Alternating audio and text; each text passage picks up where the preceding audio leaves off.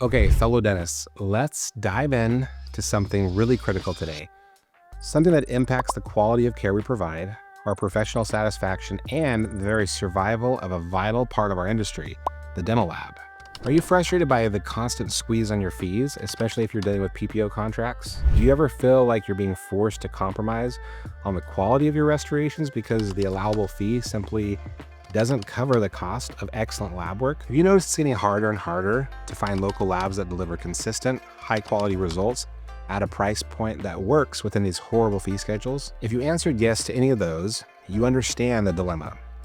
We're caught in a system that often forces a race to the bottom when it comes to lab work. Today, we're going to dissect exactly why this is happening, shine a light on the damage it's doing, and most importantly, discuss a potential solution, a way we might be able to save the domestic dental lab industry and elevate the quality of care for each of our patients. Understanding this issue is vital for becoming better clinicians, better practice owners, finding more fulfillment, and ultimately building practices that truly serve us and our patients well. Now, before we get deep into the mechanics of why this is happening, I want to share a bit about my own experience, which really opened my eyes to the severity of the situation. After I had grown my group to about 6 practices, we were doing a significant amount of dental implant work. We reached a point where we were buying implant components in huge bulk orders, and financially it started to make sense to consider bringing the lab work in-house. So we did it. We found an awesome facility, built it out with the right equipment, and launched our own dental lab focused primarily on crown and bridge implant restorations. Let me tell you, running a dental lab is a completely different beast than running a dental practice. To be perfectly honest, it wasn't my favorite business venture. It's one of those businesses where when everything goes perfectly smoothly, you hear nothing. Silence is golden. But the moment anything goes wrong, or even slightly wrong, a shade mismatch, a tight contact, a delayed case, the phone rings, the complaints come in, and everything feels like a life or death emergency. And dentists, let's be honest with ourselves, we can be demanding clients for a lab. Sometimes, regardless of the quality of the prep or impression sent, the expectation is always a perfect result. If there's an issue, the assumption is often that it's the lab's fault, and they need to fix it immediately because everything is incredibly time sensitive. It's just a high stress environment. But anyway, setting those operational challenges aside, we got the lab running, serving our group of offices, adding services, and refining our systems. From an implant perspective, everything with the volume we were doing, it definitely made financial sense and gave us great control.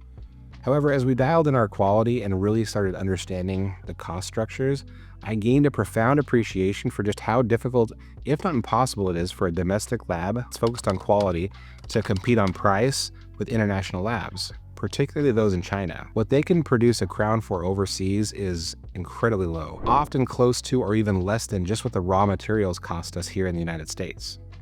The price difference is just massive. Frankly, I reached a point where I realized it would likely be significantly cheaper for us to simply outsource all our crown and bridge work to China, have it shipped back, and maybe we just handle the final QC internally. Now, we never actually did that. We were committed to controlling the process and using the materials we trusted, but the more I investigated the economics, the more shocked I was to learn how many labs, even reputable sounding domestic ones, actually do very little fabrication in-house.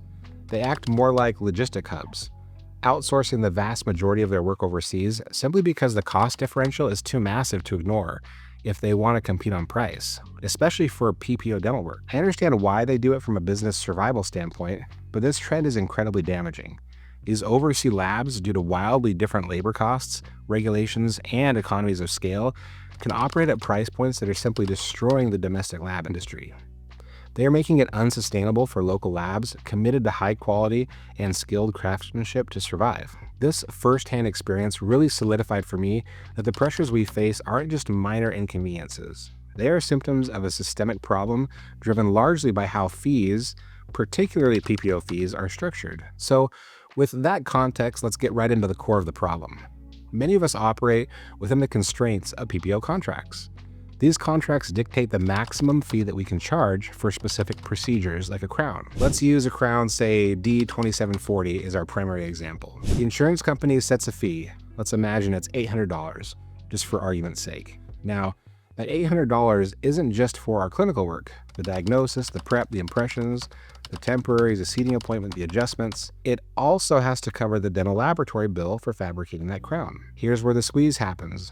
everything around us gets more expensive. Staff salaries go up, rent goes up, material costs for composites, bonding agents, impression materials, everything increases with inflation. Yet that PPO fee for the crown often stays stagnant for years or creeps up at a snail's pace, completely disconnected from the reality of rising overhead costs. When every other cost is fixed or rising and your total allowable fee is capped, where does the pressure inevitably land? It lands squarely on the one significant variable cost within that procedure, the lab bill. To maintain any semblance of profitability, or sometimes just to break even on the procedure, dentists participating in these plans feel forced to find cheaper and cheaper laboratory options. This often means sending cases to large, production-focused labs or increasingly overseas labs, particularly in places like China. Now, I want this to be very clear. This isn't necessarily a criticism of dentists making these choices.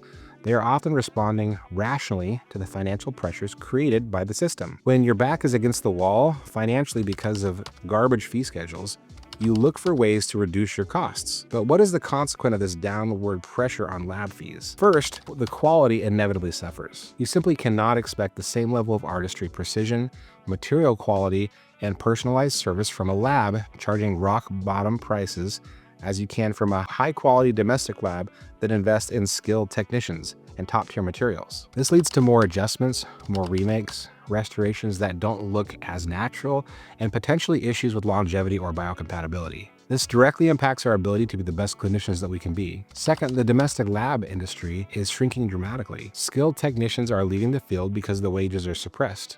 Small, quality-focused labs are closing their doors because they simply can't compete on price with massive operations or overseas factories that have entirely different cost structures and regulatory environments. We are losing generations of craftsmanship and expertise. We're losing local partners who understand our specific needs and preferences, who can have a real conversation with us about complex cases. The number of dental technicians in the US has been declining, and a significant portion of the lab work, especially PPO-driven practices, is now being outsourced internationally. This isn't sustainable if we value quality and want a great support system for our profession right here. This entire situation is extremely frustrating. We as dentists want to provide the best possible care. We take pride in our work, but the current system, by bundling the lab fee into a capped procedure fee, often forces a compromise that no one truly wants. Not the dentist, not the patient, who unknowingly receives a lower quality restoration, and certainly not the struggling domestic lab technician. So what's the solution? How do we break this cycle? I believe the answer lies in a fundamental restructuring of how we handle lab fees, specifically in the context of insurance. The solution is to decouple the laboratory fee from the dental procedure code. Let me explain what that means. The CDT code for a crown, like D2740, should represent the fee for the dentist clinical services, the diagnosis, preparation, impression, temporary seating, and all of that. The laboratory fabrication of that crown should be treated as a separate component. Critically, insurance companies should not be allowed to restrict or cap the fee for the laboratory portion. Think of this like when a patient needs eyeglasses. Their vision insurance might cover the eye exam and provide an allowance toward frames or lenses, but if the patient wants high-end designer frames or specialized lens coatings, they pay the difference. The insurance doesn't dictate what optometrists they can only use $5 frames. Why should dentistry be much different? The fabrication of a dental restoration is a customized manufacturing process with a really wide range of quality levels. Why are insurance companies allowed to implicitly dictate the quality level by capping the total fee, which includes this highly variable manufacturing cost? If we decouple the lab fee, the PPO contract would apply to the dentist clinical procedure fee only. The lab fee would then be handled separately. Perhaps the insurance covers a baseline amount for lab work, or perhaps it becomes primarily the patient's responsibility, similar to cosmetic upgrades or in other healthcare areas. The crucial point is that the choice of lab, and therefore the quality and cost of the restoration, should rest with the dentist and the patient, not be dictated by the insurance fee schedule that bundles everything together. Now let's explore the profound benefits that separation would create. First, and most importantly, patient choice and quality of care. Patients would have transparency. We could explain, look, your insurance contributes X towards the amount of the lab cost.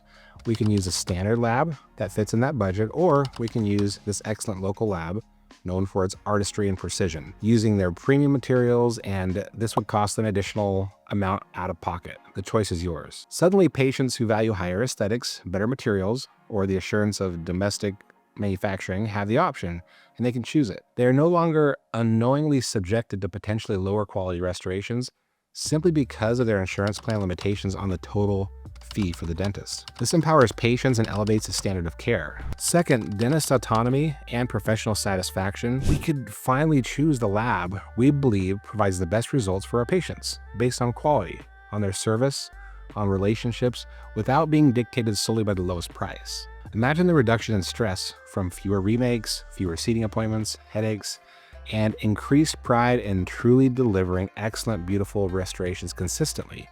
We could partner with labs that share our clinical philosophy, and this aligns better with our mission to be better clinicians and find more fulfillment in our work. Third, saving the domestic lab industry. This is huge. Decoupling the fee would allow high-quality U.S. labs to compete on a more level playing field. They could differentiate themselves based on quality, materials, technology, and service, rather than being forced into a price war they cannot win against overseas operations. This would encourage investment in training new technicians, adopting advanced digital workflows, and preserving the invaluable craftsmanship within our borders. It would mean survival and potential revival for many labs currently struggling. And then fourth is a fair compensation and economic model. Dentists would be compensated fairly for their clinical work based on the agreed upon PPO fee for the procedure itself. The lab wouldn't eat into the compensation for their chair time, their skills, and their overhead. This contributes to healthier practice finances, allowing more reinvestment in technology, staff, and ultimately better patient care, helping dentists make more money and build better practices. Think about the ripple effect. Better patient outcomes, more satisfied dentists, a thriving domestic lab industry, supporting local economies, and innovation driven by quality, not just cost cutting. Now, I know some might raise concerns, will patients understand? Will it be confusing? My response is that transparency is always better than the current opaque system where patients have no idea about the compromises being made on their behalf due to fee restrictions. Educating patients about the value of quality lab work is part of our job, and giving them choice is empowering. Will insurance companies fight this? Probably. It disrupts their model of controlling costs by squeezing providers. But this is where we as a profession need to advocate for change. This isn't just about our pocketbooks, it's about the quality of care and the health of the entire dental ecosystem. This change, decoupling the lab fee from the procedure fee and preventing insurance caps on the lab component, is in my opinion the single most impactful step we could take to address the race to the bottom in restorative quality and saving the struggling domestic dental lab industry. So what can you do? Right now, the most important thing is awareness and conversation. Talk about this issue with your colleagues, bring it up in your study clubs and your local dental society meetings.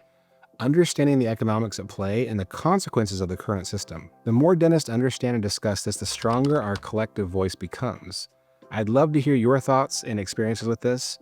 And are you feeling the same pinch from PPO fees impacting your lab choices? What has your experience been with different labs based on price points? Do you agree that decoupling the lab fee would be a viable solution? Share your perspective in the comments below, and let's get this conversation started. And if this topic resonates with you, if you believe we need to find ways to improve our profession for dentists, patients, and labs alike, please hit the subscribe button. We tackle these kind of issues all the time. Building a practice that serves you, one that's more profitable and enjoyable, that's the goal. Let's keep working together to make dentistry fun, fulfilling, and rewarding. Subscribe so you don't miss the next video. And I'll see you soon.